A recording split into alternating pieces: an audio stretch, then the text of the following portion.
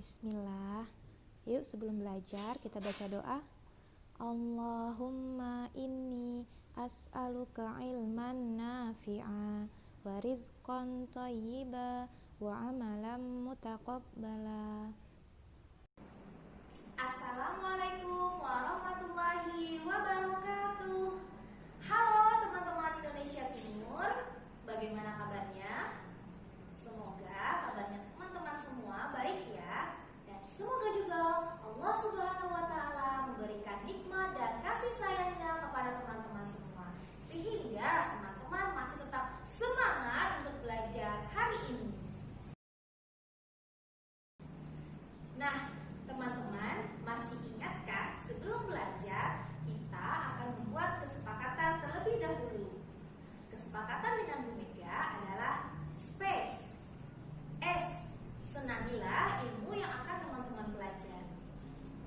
P, pastikan niat teman-teman untuk belajar itu adalah ibadah. Jadi selain mendapat ilmu, teman-teman juga mendapatkan pahala dari Allah Subhanahu wa Ta'ala. Kemudian A, ajak diri untuk disiplin. Mari kita bermain pada waktu bermain, kita belajar pada waktu belajar. Dan jangan lupa kerjakan penugasannya dengan tepat waktu. Kemudian C, cintai proses dan hasil belajarnya ya teman-teman. Insya Allah hasil tidak akan mengkhianati proses. Kemudian yang terakhir yaitu E, eksplorasi itu tiada batas. Nah, untuk belajar bahasa Indonesia, teman-teman harus berani, percaya diri untuk mengeksplor banyak hal, membaca dan menulis banyak hal. Sepakat? Alhamdulillah, kesepakatan sudah kita buat bersama. Lalu, hari ini Bu Mega akan mengajak teman-teman untuk bermain. Permainan kali ini adalah Touring Indonesia. Silahkan teman-teman tebak, terka, tempat apa yang akan kita kunjungi kali ini. Are you ready, kids? Tada! Kita sudah sampai di tempat yang pertama. Kira-kira ini di mana ya teman-teman? Ada yang bisa menjawabnya? Saat ini kita berada di Rumah Limas. Rumah Limas adalah rumah adat yang berasal dari Sumatera Selatan. Ya, benar sekali. Wow, Masya Allah, kita sudah sampai di tempat yang kedua. Apakah teman-teman tahu ini di mana? Di mana ya? Aha, saat ini kita berada di pertunjukan Reog Ponorogo. Reog Ponorogo merupakan budaya berupa kesenian tradisional dari Provinsi Jawa Timur. Masya Allah, keren jawaban teman-teman. Bu Mega sudah sampai di tempat yang ketiga. Sepertinya teman-teman tahu tempat ini. Iya kan? Iya, Bu Guru. Saat ini kita berada di depan rumah tongkonan. Bentuk rumah yang unik ini merupakan ciri khas dari rumah adat yang merupakan kebanggaan dari Provinsi Sulawesi Selatan. Benar sekali. Yuk ikuti Bu Mega lagi.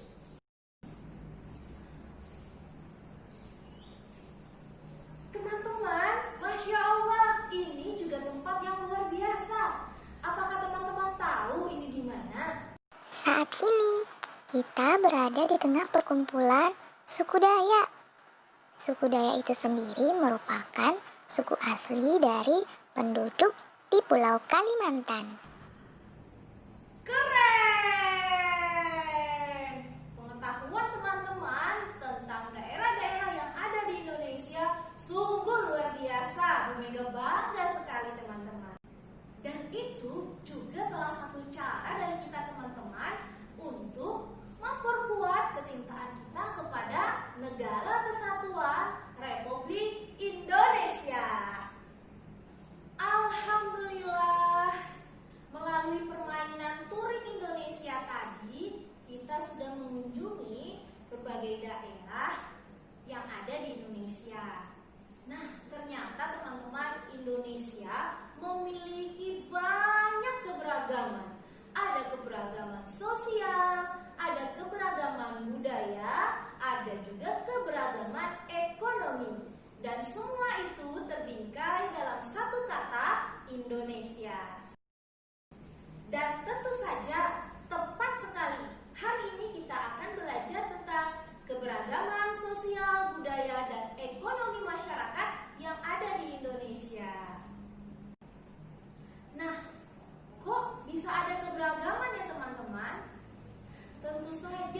keberagaman ini juga sudah pernah Allah munculkan dalam firman-Nya dalam Quran surah Al-Hujurat ayat 13. أعوذ بالله من الشيطان الرجيم يا أيها الناس إنا خلقناكم من ذكر وأنثى وجعلناكم شعوبا وقبائل لتعارفوا إن أكرمكم عند الله أتقاكم إن الله عليم خبير. Juga tentu saja teman-teman, keberagaman ini muncul karena adanya berbagai faktor. Apa saja faktor yang menyebabkan keberagaman itu? Yuk ikuti Bu Mega kembali. Mari kita bahas faktor penyebab keberagaman yang ada di Indonesia. Yuk kita telaah faktor penyebab keberagaman sosial, budaya, dan ekonomi masyarakat. Coba teman-teman amati letak geografis Indonesia pada peta. Letak Indonesia yang strategis yaitu di antara dua samudra, Samudra Pasifik dan Samudra Hindia, serta dua benua, yaitu benua Asia dan Australia, yang mengakibatkan wilayah kita menjadi jalur perdagangan internasional. Lalu lintas perdagangan tidak hanya membawa komoditas dagang, namun juga pengaruh kebudayaan. Faktor yang kedua yaitu kondisi negara kepulauan. Negara Indonesia terdiri dari beribu-ribu pulau yang secara fisik terpisah-pisah. Keadaan ini membuat setiap masyarakat di setiap pulau mengembangkan budaya mereka masing-masing, sesuai dengan tingkat kemajuan dan lingkungan. Hal ini mengakibatkan perbedaan suku bangsa, bahasa, budaya, serta kepercayaan di Indonesia. Faktor selanjutnya yaitu perbedaan kondisi alam. Kondisi alam yang berbeda seperti daerah pantai, pegunungan, daerah subur, padang rumput, dataran rendah, laut juga mengakibatkan perbedaan kondisi masyarakat. Faktor keempat yaitu keadaan transportasi dan komunikasi. Kemajuan sarana transportasi dan komunikasi juga memengaruhi keberagaman masyarakat Indonesia. Kemudahan ini membuat masyarakat mudah berhubungan dengan masyarakat lain, meskipun jaraknya cukup jauh. Tentu saja hal tersebut mempengaruhi keberagaman, mengingat perkembangan sarana transportasi dan komunikasi di seluruh daerah Indonesia belum merata. Faktor terakhir yaitu penerimaan masyarakat terhadap perubahan. Sikap masyarakat terhadap sesuatu yang baru, baik yang datang dari dalam maupun luar masyarakat, membawa pengaruh terhadap perbedaan dan keberagaman di Indonesia. Ada masyarakat yang mudah menerima hal baru, namun ada juga sebagian masyarakat yang masih bertahan pada budaya sendiri. Tentu saja, apapun budaya baru yang datang ke Indonesia, lebih baik kita filter terlebih dahulu. Alhamdulillah, faktor penyebab keberagaman di Indonesia sudah kita ketahui bersama-sama. Yuk sekarang kita klasifikasikan keberagaman yang ada tersebut. Yang pertama, ada keberagaman sosial. Keberagaman sosial bisa kita tinjau dari perbedaan suku, perbedaan agama, dan perbedaan mata pencaharian. Maka dari itu, secara garis besar, hal ini disebabkan karena kondisi perbedaan tempat tinggal masyarakat. Ada masyarakat yang hidup di pedesaan dan ada masyarakat yang tinggal dan hidup di perkotaan. Masyarakat pedesaan masih mengandalkan keadaan alam untuk memenuhi kebutuhan hidup. Dan di pedesaan pun masih memegang teguh adat istiadat. Berbeda dengan kehidupan masyarakat perkotaan. Mereka tidak hanya mengandalkan sumber daya alam. Mata pencaharian di luar bidang pertanian banyak ditemui di masyarakat perkotaan.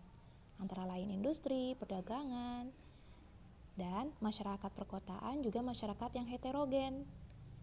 Biasanya, masyarakat perkotaan merupakan gabungan orang-orang dengan latar, suku, dan budaya yang berbeda. Yang kedua, terdapat keberagaman budaya. Masya Allah sekali teman-teman, Indonesia begitu banyak kebudayaan yang ada di dalam negaranya. Nah, ragam budaya ini nampak sekali menjadikan ciri khas dari berbagai daerah-daerah yang ada di Indonesia. Apa saja ya ragam budaya itu? Misalnya, dari segi upacara adat, rumah adat, pakaian adat, senjata, bahasa, makanan khas, dan budaya lainnya. Yang ketiga yaitu keberagaman ekonomi. Nah, untuk keberagaman ekonomi itu bergantung pada kondisi wilayah di setiap daerah di Indonesia. Setiap wilayahnya masyarakat melakukan kegiatan ekonomi. Kegiatan ekonomi adalah kegiatan yang dilakukan masyarakat untuk memenuhi kebutuhan hidupnya. Banyak sekali contoh kegiatan ekonomi yang ada di masyarakat Indonesia. Adapun jenis-jenis usaha dalam bidang perekonomian adalah sebagai berikut. Ada pertanian, perkebunan, peternakan, perikanan, perhutanan dan pertambangan, perindustrian, dan perdagangan. Masya Allah ya teman-teman, banyak sekali keberagaman yang terdapat di masyarakat Indonesia. Lalu, bagaimana sikap kita yang seharusnya dalam menyikapi keberagaman itu? Nah, teman-teman, sikap yang tepat dalam menyikapi keberagaman yang ada yaitu Mengakui bahwa keberagaman adalah ketetapan dari Allah dan sebuah anugerah.